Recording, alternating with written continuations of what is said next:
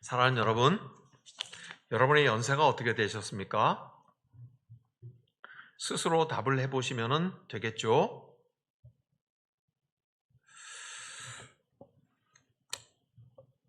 그 연세에는 이제 무엇을 하실 때입니까?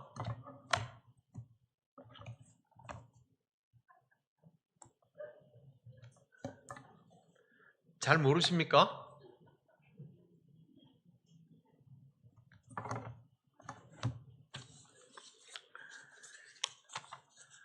아이를 하나 더 낳을 때입니다.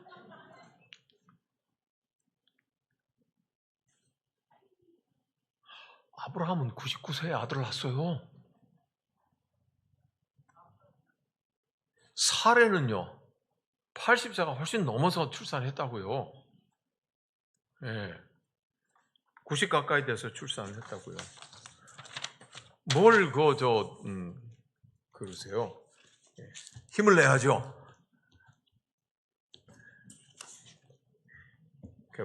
우리가 좀 출산을 다시 할 수는 없으니까 출산하는 것만큼 힘을 내어서 예수를 잘 믿으면 되겠죠. 예, 우리의 신앙의 출산을 하면 되겠죠. 네. 오늘 우리가 읽은 본문을 새한글 성경으로 제가 한번 더 읽을게요. 이게 아주 확 와닿아요. 새한글 성경에는요, 이렇게 되어 있어요. 이런 일들이 있은 뒤에 환상 가운데 여호와의 말씀이 아브라함에게 내려오는 일이 일어났다. 두려워하지 말라, 아브라함아. 내가 너의 방패다. 네가 받을 품삯이 아주 엄청날 것이다. 아브라함이 여쭈었다. 주 여호와여, 무엇을 제게 주시려는지요? 저는 자식이 없이 죽으려나 봅니다.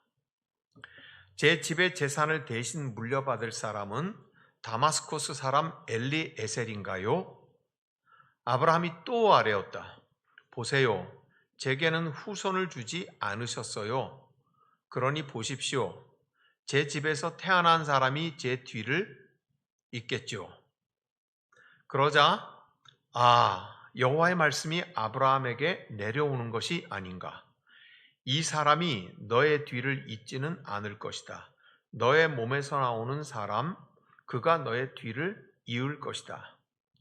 여호와께서 아브라함을 밖으로 데리고 나가서 말씀하셨다. 하늘을 쳐다보고 별을 셀 수 있거든 세어보아라. 또 그에게 말씀하셨다. 너의 후손이 그처럼 될 것이다. 아브라함이 여호와를 믿자 여호와께서는 이를 보시고 그를 의롭다고 여겨 주셨다. 쉽게 좀 와닿죠.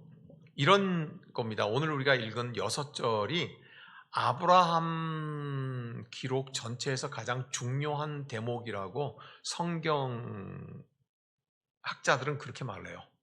이게 제일 중요한 부분이 지금 이 부분이라는 거예요.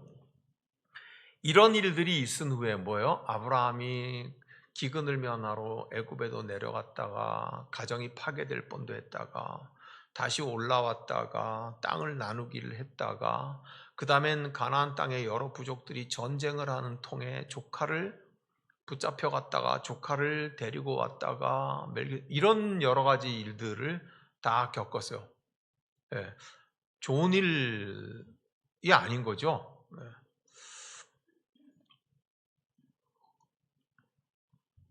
그런 여러 가지 일들을 겪은 다음에 여호와의 말씀이 아브라함에게 내려왔어요. 두려워하지 말라. 내가 너의 방패다. 네가 받을 싹이 아주 엄청날 것이다. 그렇게 말을 해요. 싹이 많을 것이라고 하는 건 이 땅에서 받을 게 많을 것이라는 뜻이겠죠. 그랬더니 2절과 3절에 아브라함이 2번을 얘기를 하는데 솔직하게 말을 하면 아브라함이 빈정이 상했어요. 보세요. 내용을 보면 알 수가 있죠. 주님, 뭘 제게 주시려고요? 너에게 줄 품삯이 많다 그러니까 뭘 제게 주시려고요?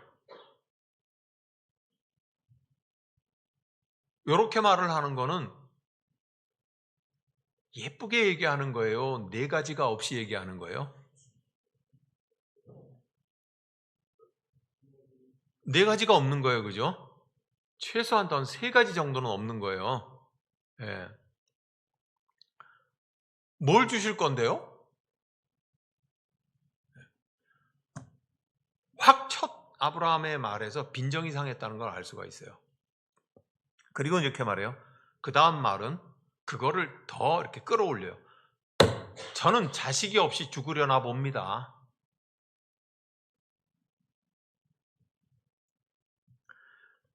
그러니 내 집 재산을 물려받을 사람은 다메섹 사람 엘리에셀이라는 종이에요. 그죠? 이쯤 되면 분위기를 아시겠어요? 성경을 읽으면서 성경에는 온갖 사람의 감정과 하나님의 감정이 다 들어있어요. 근데 그걸 잘 읽는 것이 굉장히 중요하죠. 성경은 항상 밋밋하다고 생각하고 읽으면요.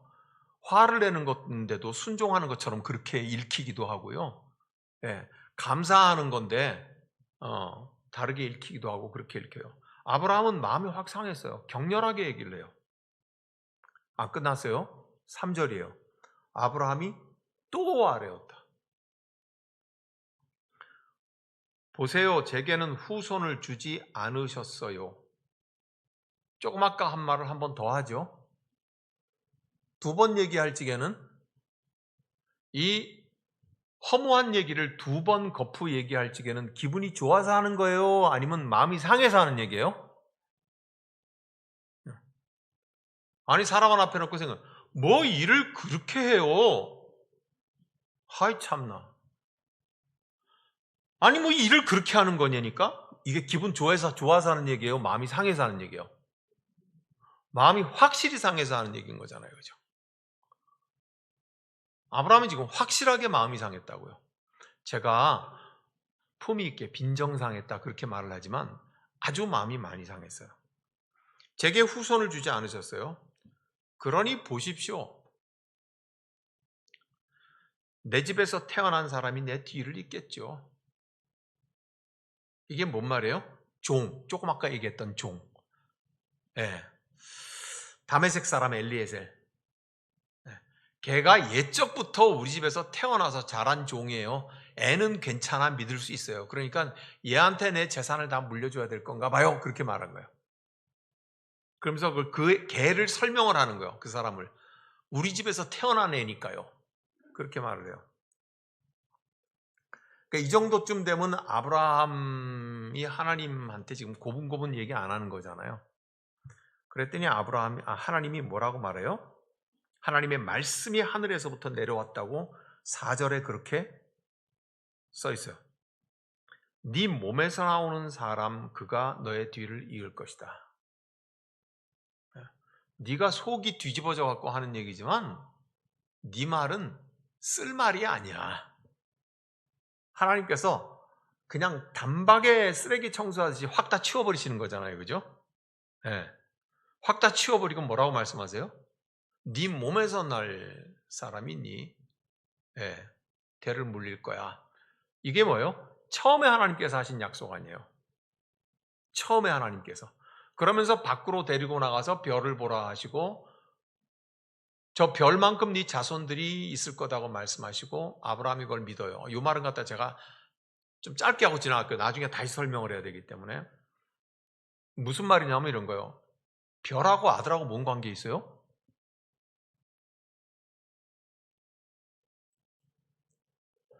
뭐 별 관계 없잖아요. 그냥 솔직하게 말해봐요. 뭘 별을 보고 뭐 그게 아들하고 연결이 이게 되나요? 안 되잖아요, 그죠? 네. 근데 하여간 아브라함은 믿어요. 그걸 믿었더니 하나님이 그것을 의롭게 여기셨다. 그렇게 하는 게 지금 오늘 이제 내용이에요. 그래서 한번 볼게요. 일단 1절에서는 하나님의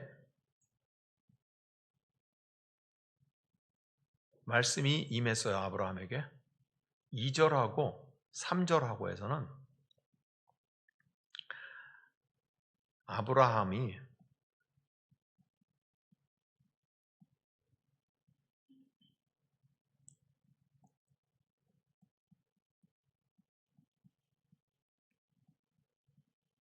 마음 상한 것을 우리는 읽으면서 알 수 있어요.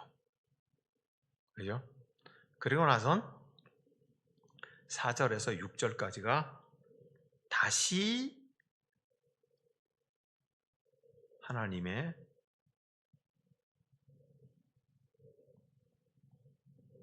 말씀, 그리고 아브라함이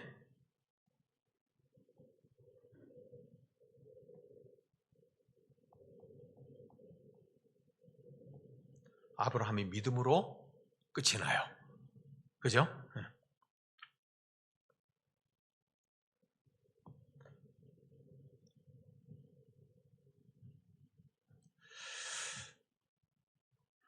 자, 이제 처음부터 갔다가 좀 짧게 볼게요.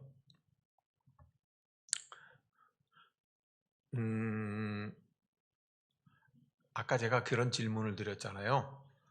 예배 일찍 시작하는 걸 하나님이 좋아하실까요? 예배 시간 지나서 시작하는 걸 좋아하실까요? 그랬죠? 근데 제가 이거를요, 시골 교회 목사님한테 들은 얘기예요. 제가 만들어낸 말이 아니고 평생을 농촌교회에서 목회를 하신 목사님이 어느 그 모임에, 세미나 모임에 갔어요. 공부하는 모임에 갔는데 테이블에 이렇게 한 테이블에 앉았는데, 테이블이 여러 개 있는데 거기에 목사님이 앉았는데 자기는 뭐 평생 농촌교회에서 목회하면서 있는 아무개입니다. 그러면서 우리 보고 그래요. 예배 시간에 11시에 보통 예배잖아요. 예배 시간이 지나서 5분이나 10분 지나서 예배를 드리는 걸 하나님 기뻐하실까요? 예배 시간보다 일찍 예배 드리는 걸 기뻐하실까요? 그랬어요. 그랬더니 다들 마음이 늦은 것보다는 그래도 일찍이 나았잖아요. 그래서 일찍 예배 드리는 걸 하나님 기뻐하신다 그러니까 그 목사님이 빙긋이 웃으시면서 다 틀렸어요. 정각에 예배 드리는 걸 하나님 좋아하세요. 그랬어요. 그걸 끝난 줄 알았는데 그 목사님이 한 개 더 질문을 할게요. 그러나 우리의 현실은 어떤가요? 이래요. 우리의 현실은 어때요? 목사님들은 큰 교회 목회하시니까 예배 시간은 언제 예배를 시작을 하세요? 11시 딱 정각에 하세요? 그러게요. 그러면서 우리 시골 교회는요, 언제 예배 시작하느냐 하면요, 제일 나이 많은 권사님이 예배당 오시면 그때 예배 시작해요. 그러더라고요. 그래서 그 시골은 그렇잖아.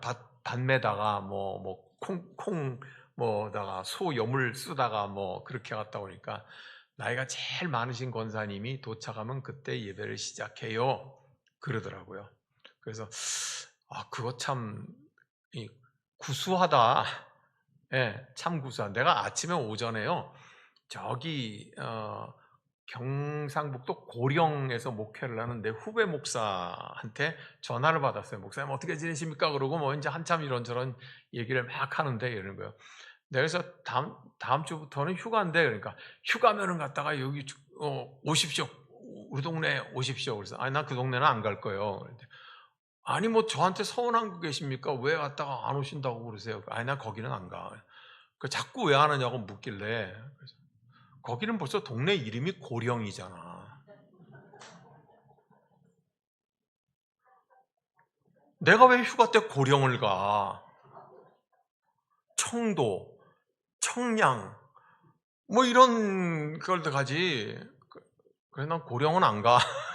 그래서 대신에 목사님 여기 와. 휴가 때 여기 와. 우리 게스트하우스 좋은 거 있으니까 목사님 여기 오면 내가 재워주고 그럴게. 그래서 왜 날 보고 고령을 가라 그래? 말 잘했죠 제가? 네. 별로예요? 네. 그럼 고령 가야 되겠네.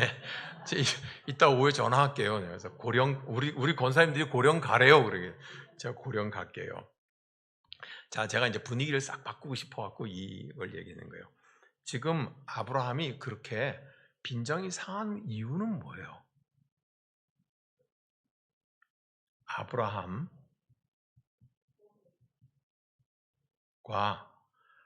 하나님인 줄 아시죠?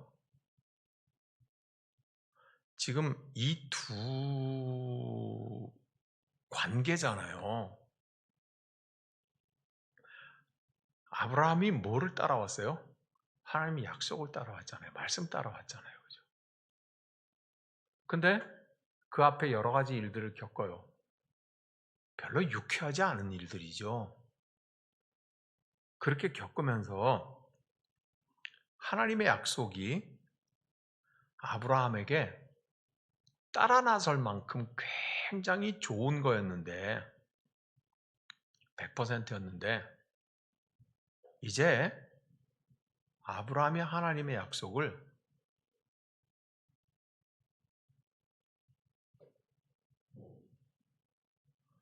이 59 숫자가 뭔지 아세요?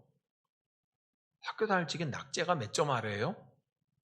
60점 아래거든요. 그러니까 아브라함이 하나님의 약속을 믿어도 되는 건가? 그러는 지금 상태에 와 있다는 것을 말을 하고 있어요.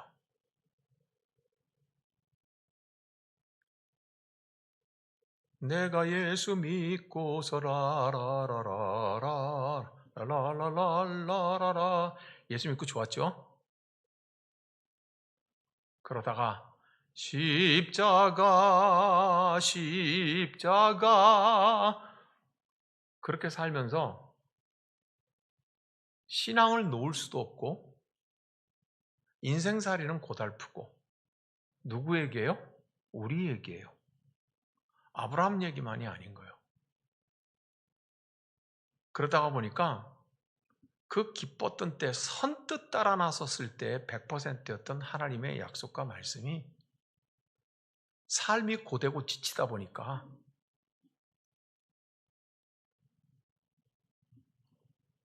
하나님의 약속을 정말로 갖다가 믿어도 되는 건가?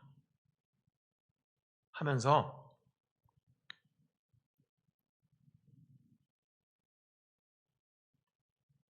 설득력이 추락을 하고 있는 거예요. 보세요. 아브라함은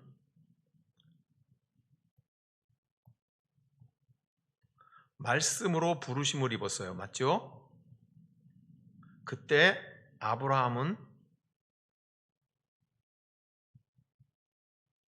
불임의 상태였어요. 그랬지만 하나님이 말씀이 부르실 때 말씀의 부르심이 훨씬 컸어요. 그죠? 네, 컸어요. 그때 왔다고요. 그리고 세월이 꽤 흐르는데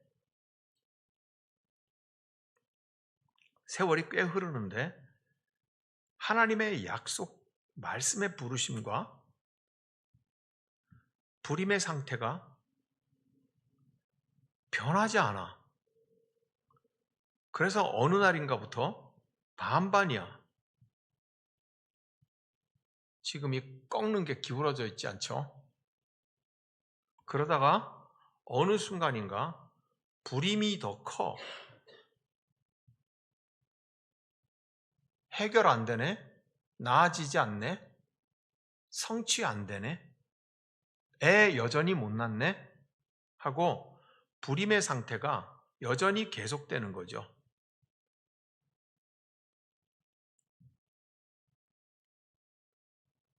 아브라함의 짜증의 이유는 뭐겠어요? 빈정이 상한 이유는 뭐겠어요? 말씀의 부르심을 믿고 따라왔는데 이 불임이 해결될 거라고 생각을 했는데 시간이 지나도 별로 차도가 없고 시간이 더 지나는데 여전히 이 불임의 상태가 훨씬 더 강력하더라는 거예요.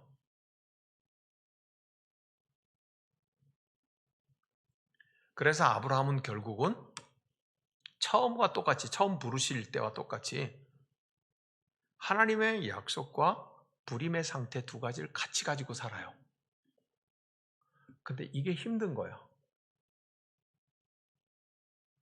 저와 여러분이 마찬가지로 예수 그리스도를 믿고 하나님의 구원의 약속을 받고 사는데 여전히 우리가 삶의 기쁨을 누리면서 지속하기에는 삶이 너무 고된 거야.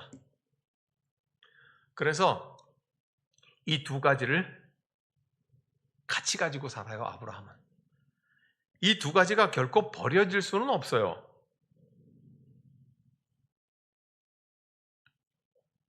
아브라함에게는 분명히 하나님의 말씀에 부르심이 있고, 그렇지만 아브라함 본인에게는 이 불임의 상태 두 가지가 있어요.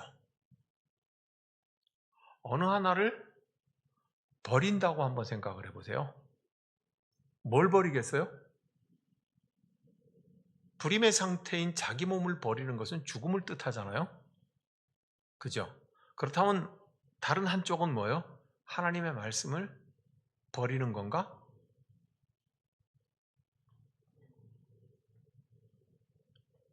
이런 한계 상황, 이런 아슬아슬한 순간이 지금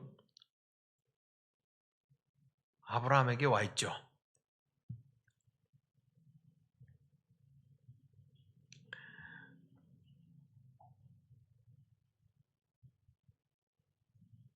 약속과 불임의 상태는, 이건 하나님의 약속이니까 생명을 말하고요. 불임이라고 하는 것은 우리의 죄악의 상태이기 때문에 무엇인가를 선한 것을 내어놓을 수 없는 걸 상태를 뜻해요. 그러니까 이거는 아브라함의 문제가 아니라 우리 그리스도인의 문제이기도 해요. 자, 우리의 현실은 늘 하나님의 약속하고 부딪혀요. 하나님의 약속은 뭔가 갖다 빨리 이루어. 지금 분명 아브라함에게 있는 하나님의 약속은 뭐예요? 아들의 약속이거든요. 분명하잖아요. 더 이상 설명할 필요가 없이 분명하잖아요. 그런데 아브라함의 현실은 항상 그 하나님의 약속과는 반대야. 부딪혀. 일어나지 않아요. 어긋난다고요. 하나님의 약속과. 그러니까 아브라함이 뭐라고 얘기해요? 이 집에서 태어나서 종 노릇을 평생 한 내 종 엘리에셀이 내 대를 이을 겁니다. 그렇게 지금 말을 하잖아요. 이건 명백히 하나님께서 하신 말씀과 지금 어긋난 거잖아요. 그죠? 일부러든 뭐든 하여간 어긋지고 있는 거잖아요. 근데 아브라함은 하나님을 떠날 수고 버릴 수도 잊어버릴 수도 없어요. 왜 아브라함에게 이런 끊임없이 시간은 계속 흐르잖아요. 이제 아침이 시작됐으니까 저녁이 시작될 거 아니에요. 내일 아침 지나면 또 저녁 시가 될 거 아니에요. 아침밥 먹었으니까 점심 먹어야 될 거 아니에요. 점심 먹어도 저녁 먹어야 될 거 아니에요. 그죠? 시간은 계속 가요. 날마다 우리가 살아가는 현실에 어떤 일들은 일어나는데 그 일들은 언제나 하나님의 언약과 약속과는 어긋나. 이게 언제 이루어지나. 그럼에도 불구하고 아브라함은 왜 하나님의 약속을 붙들고 살아야만 하는가?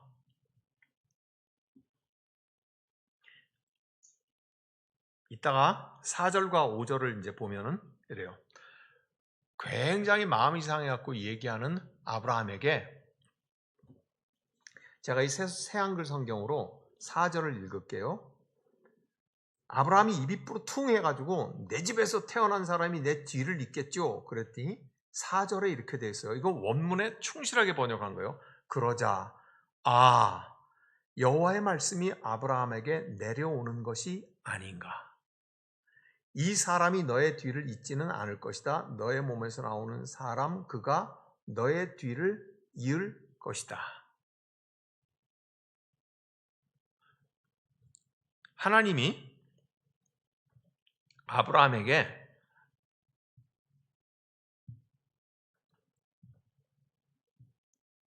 그러면 하나님이 아브라함에게 이렇게 속이 상해 있는데 1번 입양해라. 2번 첩을 통해서 자녀를 생산해라.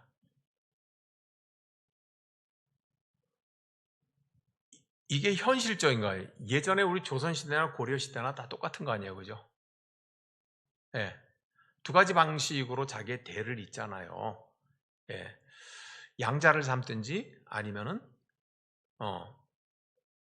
두 번째 부인을 봐서 자식을 낳아서 대를 잇든지 그러잖아요, 그죠? 이게 가장 현실적인 방법이잖아요. 아브라함은 지금 뭐 때문에 속이 상해 있어요? 현실이 하나님 당신이 하신 말하고는 하나도 지금 맞아 떨어져 가는 게 없어요. 그러니까 그러면 현실적인 방법에서 뭔가 해결해 내야죠. 근데 하나님께서는 그렇게 하지 아니하시고 하나님은 오직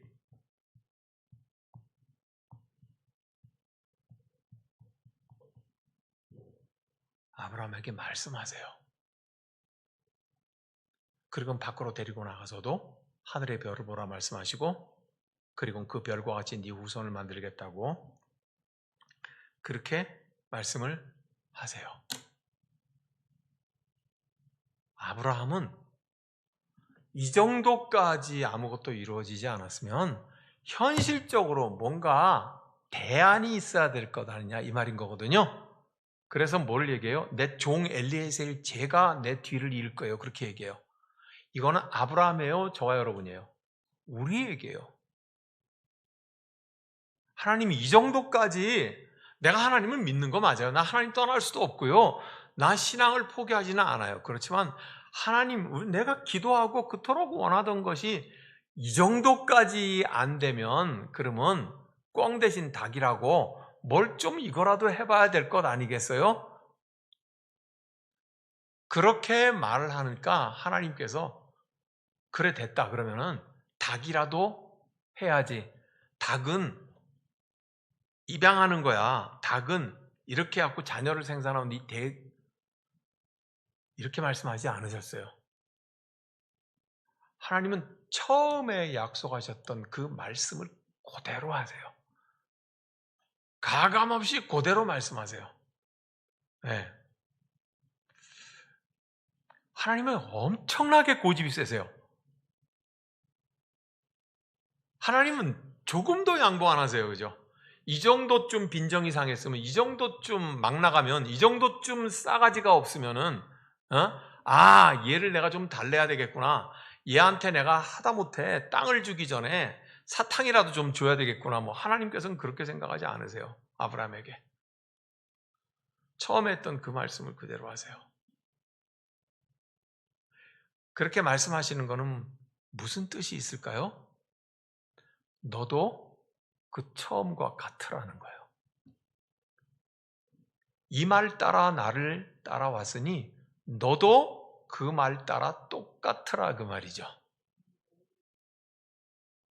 하나님께서 현실적인 방법에 대해서는 하나도 얘기 안 하시고 하나도 허락 안 하시고 말 안 하는 건 허락 안 한다는 거잖아요. 그죠? 하나도 현실적인 인간 속에서 일어나는 방법들에 대해서 말씀 안 하시고 얘기 안 해주시고 네 몸에서 날 자가 네 후손이 될 거라고 그렇게 말씀하세요. 그러면서 이 말 뜻인가? 아브라함아, 알지? 내가 너에게 처음 했던 약속이 이거야. 기억하지? 분명하지? 네가 이 약속 믿고 날 따라왔지?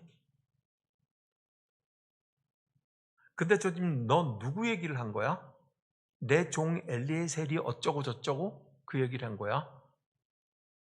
이 집에서 태어난 사람 중에는 자기 마음에 들면은 누구든지 후계자가 될 거래. 그건 누가 결정해요? 아브라함이 결정하는 거예요. 우리 집 마당에서 태어나서 자란 사람이라면 내 후계자가 될 수 있을 겁니다.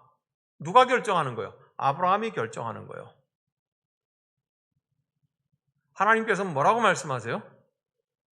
어떤 것도 더 이상 말씀하지 않으세요. 처음에 했던 그 말씀만 얘기하세요. 그러니까 그 말 속에는요, 굉장한 권위 있는 강요가 있어요. 너도 그와 같아라 그 말이에요. 너도 그와 같아라. 내가 너에게 준 꿈이 있잖아. 내가 너에게 준 말씀의 약속이 있잖아. 내가 너에게 환상을 통하여서 준 확실한 게 있잖아. 기억하지? 분명하지? 안 잊어버렸지? 하나님께서 말씀하신 건 난 고집이 있어. 난 그 말을 지금 또 하고 있는 거야. 그러니 너도 처음에 그 약속을 받을 때 그때 같아라 그 말. 그때 같아라. 그러면서 저 산을 2개 넘어가서 무슨 마을 가면은 거기에 총명하고 아리따운 여인이 있는데 네가 거기 재치를 얻어가지고 거길 통해가지고 아이를 낳든지 그렇게 방식을 얘기하지 않고요. 밖으로 끌고 나가고 하늘을 보라. 이건 방법이 아니에요. 지금 아브라함이 속이상에 있는데 그 속이상에 있는 것은 뭐가 채워지지 않아서 그래요? 현실의 걸로 채워지지 않아서 그런 거거든요. 근데 하나님께서는 현실의 것을 채워주시고 싶은 마음은 요만큼도 없어. 여전히 불임인 채로, 저와 여러분처럼 여전히 가난한 채로, 여전히 아무 일도 일어나지 않은 채로, 여전히 어떤 변화도 일어나지 않은 채로, 여전히 건강하지 않은 채로, 여전히 출세도 못한 채로, 여전히 애탄 채로, 여전히 자식 때문에 속 끓이는 채로, 여전히 남편 때문에 속이 상한 채로, 여전히 이 세상을 바라보면서 왜 이렇게 불의로 가득 차 있는 세상인가 하고 애통해하는 그 마음으로 가득 찬 채로 그대로 있도록 두시면서 현실적인 문제에 대해서 하다못해 눈깔 사탕이라도 하나 주시는 게 아니라 홀로 고요히 집 밖으로 끌고 나가셔가지고 하늘의 별을 보라. 그러면서 뭐를 말씀하세요? 내가 너에게 첫 했던 약속, 그 약속 잊지 마. 하나님 얘기는 그거예요. 난 안 잊고 있고 앞으로도 잊지 않을 거야. 그 말이죠. 너 빈정상한 건 알겠는데 그건 네가 삼켜. 그리고 내가 너와 한 그 첫 약속, 그 꿈 그대로 너도 해. 우리가 경건의 책인 창세기, 출애굽기, 그 다음에 레위기잖아요. 그죠? 레위기는 온갖 예배와 정결법이 거기 있잖아요. 레위기의 제일 핵심되는 구절이 레위기 19장 2절이거든요. 거기에 뭐라고 되어 있는 줄 아세요? 나 여호와가 거룩하니 너희도 거룩하라 그래요.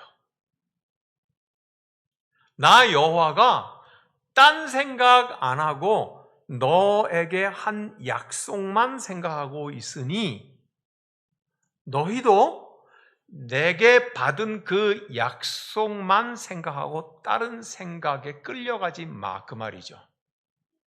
그래서 우리가 주님을 닮아가는 거죠. 주님과 같아져 가는 거죠. 그죠?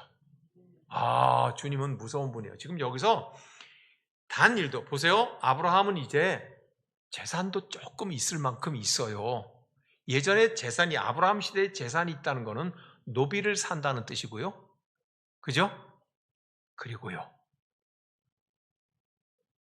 아내가 필요하면 여자를 살 수 있다는 뜻이고요. 가축도 살 수 있다는 뜻이고요. 땅도 살 수 있다는 뜻이고요. 그렇죠? 현실적으로 해결할 수 있는 힘이 있다는 거거든요.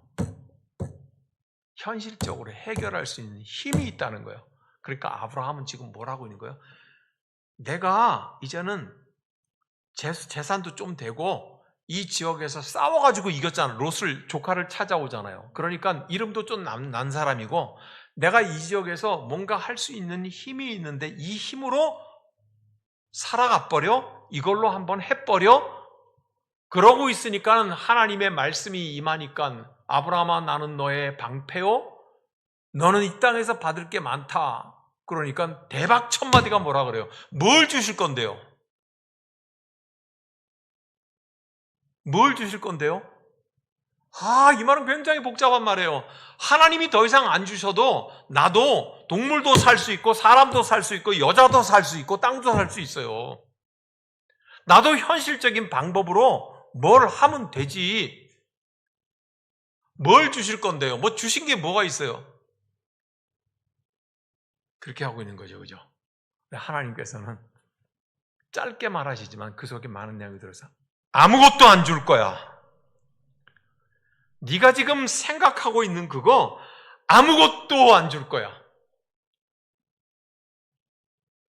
그게 왜 필요해? 내가 너에게 한 약속이 있는데. 내가 너에게 한 약속이 있는데. 그걸 기억하라고 그러고요. 눈깔 사탕 하나만 또 못한 밖에 그때는 자동차 공해도 없고 이 산업공해 굴뚝도 없을 때니까 하늘이 얼마나 맑을 때예요. 그죠? 네. 그 맑은 하늘 별 총총이 떠 있는 천막 밖으로 집 밖으로 데리고 나가서 저걸 보라 그러시죠. 그 뭐야? 변함없는 별을 보라고 말. 아브라함이 그 순간 무너져요. 아브라함은 그 순간 무너지는 거예요. 네. 내가 할 수 없는 것을 보라고 하시잖아요. 네. 요새 사람들은 욕심이 커가지고요. 별도 따다 주니 많이 그러잖아요. 그죠? 하늘에서 별을 따다 당신에게 그대에게 바치오리다 하고 그죠? 상상을 하고 그죠? 아브라함이 도달할 수 없는 그 별, 그걸 하나님께서 말씀하실 그때 굉장히 짧은 순간에 아브라함에 있던 그 빈정상했던 현실의 불만이 팍 뭉개지는 거예요. 부서지는 사건이 일어나는 거예요. 그러면서 아브라함은 우리식으로 말하면 무릎을 꿇는 거예요. 주님, 내 모든 창자를 빼버리겠습니다. 내 모든 오장육부가 이렇게 쓸데없는 것이었습니다. 나는 눈깔 사탕을 바랬습니다. 나는 오직 나이 먹어가는 한 해 한 해 더하는 내 연약함만 생각했습니다. 사람이 모두가 다 예외 없이 70이 넘으면 하는 생각이 있다고 그래요. 다 아시죠? 70 넘어보신 분들이 많아서 그렇잖아요. 한 해 한 해 살면서 심지어 내가 아는 어떤 안수 집사님은요 80이 됐는데 넓은 집에서 갔다가 여유 있게 사시거든요.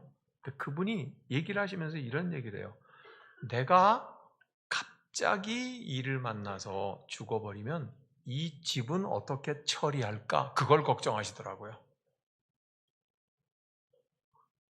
그래서 그 자리에서 제가 그랬지만 내 속마음은 뭐고요?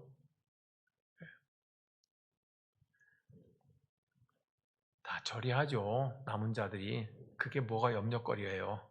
그렇잖아요. 그죠? 예수 잘 믿으신 분이 평생인데. 그분도 그런 생각을 하시더라고요. 아브라함의 모든 현실이 다 무너져 버리는 거예요. 아브라함의 영혼의 청소가 일어나는 거예요. 아브라함 속에 가득 차 있던 기름진 때가 다 지금 벗겨지는 그 순간이에요. 그러면서 뭐예요?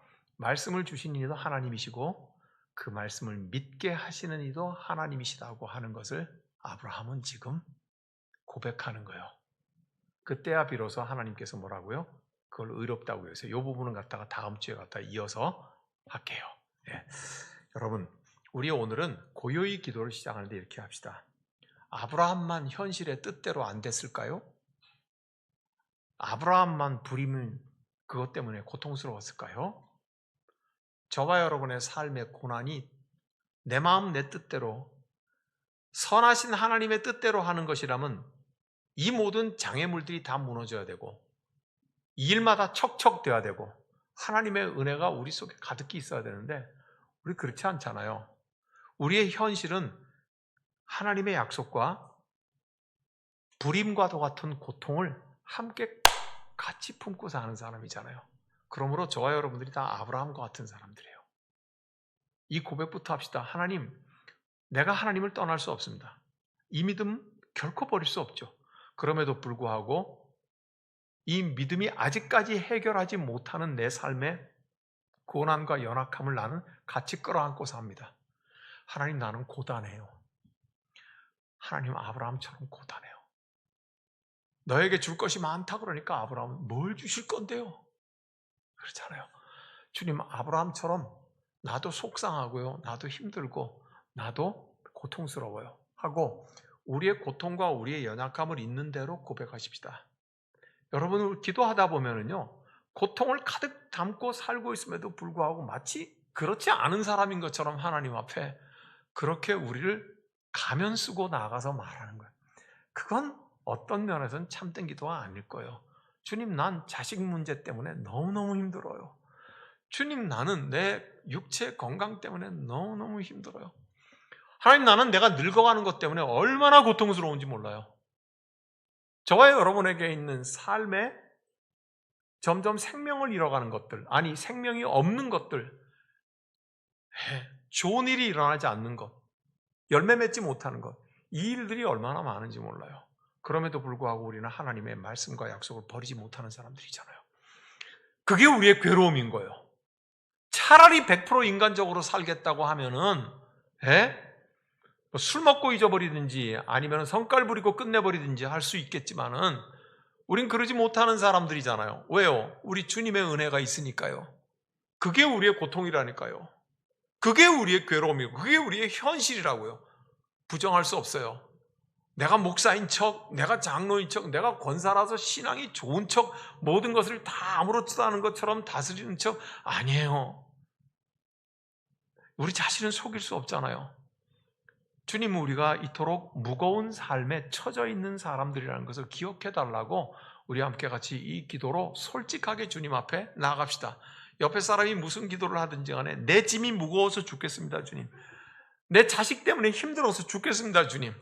내 자신을 어떻게 주체할 수 없어서 내가 힘들어 죽겠습니다. 예?